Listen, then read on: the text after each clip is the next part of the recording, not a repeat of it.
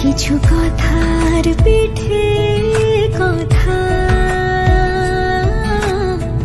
তুমি ছুঁয়ে দিলে মুখরতা, হাসি বিনিময় চোখে চোখে,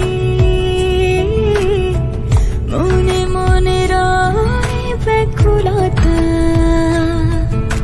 আমায় দেখো একা বিকেলে, কখনো কোনো ব্যথা পেলে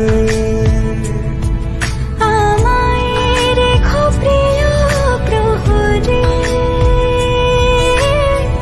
যখনই মন কেমন করে।